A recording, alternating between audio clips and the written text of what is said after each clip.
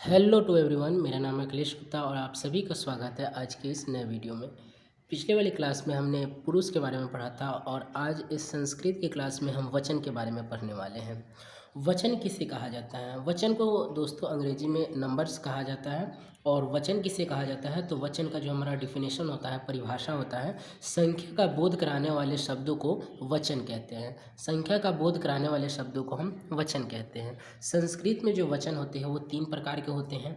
संस्कृत में जो हमारे वचन होते हैं वो 3 प्रकार के होते हैं। पहला होता है एक वचन, दूसरा होता है द्विवचन और तीसरा होता है बहुवचन। एक वचन, इससे यह स्पष्ट हो रहा है कि एक व्यक्ति का बोध होता है। एक वचन से एक व्यक्ति का बोध होता है। जैसे यहाँ पर राम बोल रहे हैं तो राम का मतलब ये हुआ कि यहाँ पर एक राम का बोध हो रहा है। द्विवचन से किसका बोध होता है? तो द्वि मतलब दो व्यक्ति का बोध होता है। द्विवचन से दो व्यक्ति का या वस्तु का बोध होता है। और बहुवचन से बहुत सारा, बहुवचन से बहुत सारा यानी 2 से अधिक जो व्यक्ति होते हैं और प्राणी होते हैं उन सभी का जो बोध होता है उसे हम बहुवचन कहते हैं। इसका एक परिभाषा लिखाया है, तीनों का जो एक परिभाषा है इसी के आधार पर तीनों का हम डिफिनेशन बना सकते हैं। जैसे जिस शब्द से एक व्यक्ति, वस्तु, प्राणी आदि का बोध हो उसे एक वचन कहते हैं। द्विवचन का परिभाषा किस तरह बनाएंगे? जिस शब्द से 2 व्यक्ति, वस्तु, प्राणी आदि का बोध हो उसे द्विवचन कहते हैं। बहुवचन का परिभाषा किस तरह बनाएंगे? जिस शब्द से 2 से अधिक व्यक्ति, वस्तु, प्राणी आदि का बोध हो उसे बहुवचन कहते हैं। अभी हमने ये पढ़ा कि वचन संस्कृत में 3 प्रकार के होते हैं, एक वचन, द्विवचन और बहुवचन।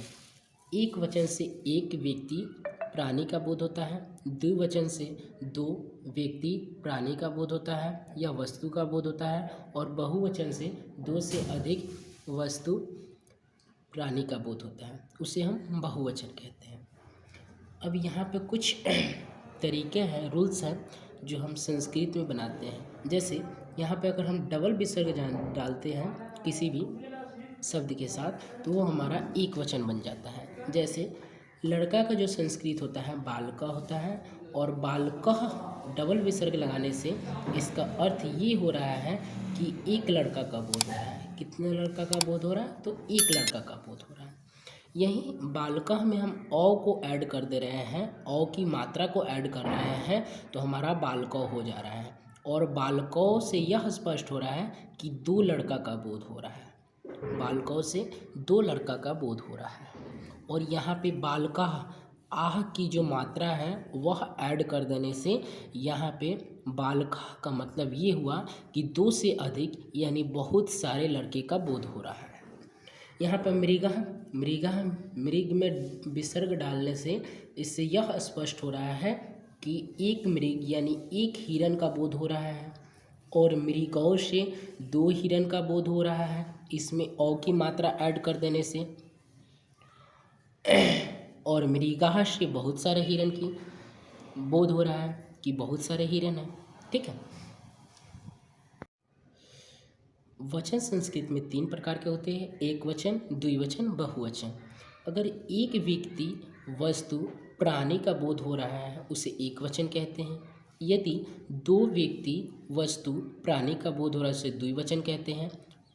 और यदि 2 से अधिक व्यक्ति, वस्तु या प्राणी का बोध हो रहा है उसे हम बहुवचन कहते हैं। किसी भी शब्द का एक वचन संस्कृत बनाने के लिए हम उसमें विसर्ग का प्रयोग करते हैं। जैसे लड़का का संस्कृत बालक होता है और उसमें डबल विसर्ग यानी डबल बिंदु डालने से उसका संस्कृत बालका हो जाता है। और बालका से यह स्पष्ट हो रहा है कि एक लड़का का बोध हो रहा है, एक लड़का का बोध हो रहा है। द्विवचन बनाने के लिए हम औ की मात्रा को ऐड कर देते हैं। जैसे यहाँ पर बालकः मतलब एक वचन हो रहा है और इसमें हम औ की मात्रा को ऐड कर देंगे तो हमारा बालकौ हो जाएगा। और बालकौ से स्पष्ट हो रहा है कि 2 लड़का का बोध हो रहा है। इसी तरह बहुवचन में हम आह की मात्रा जोड़ते हैं और आह की मात्रा जोड़ने से बालकाः, और बालकाः से यह स्पष्ट हो रहा है कि हमें बहुवचन का बोध हो रहा है, बहुत सारे लड़के का बोध हो रहा है। उसी प्रकार मृगः, मृगः से एक हिरन का बोध हो रहा है। मृगौ, मृगौ से दो हिरन का बोध हो रहा है। और मृगः, मृगः से दो से अधिक हिरन का बोध हो रहा है। आप लोगों के लिए एक संस्कृत शब्द है गजः। गजः का आप लोग बताइएगा कि एक वचन क्या होगा, द्विवचन क्या होगा और बहुवचन क्या होगा, कमेंट बॉक्स में। और आने वाले जो नेक्स्ट क्लास है उसमें हम लकार के बारे में पढ़ने वाले हैं कि लकार क्या होते हैं, कितने प्रकार के होते हैं और लट लकार कौन से होते हैं, लिट लकार कौन से होते हैं। इन सभी लकार के बारे में पढ़ेंगे और कुछ इस टाइप के ट्रांसलेशन भी पढ़ेंगे कि राम आम खाता है।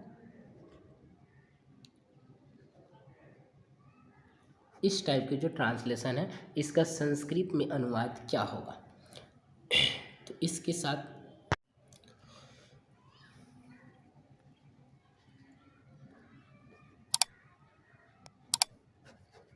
धन्यवाद।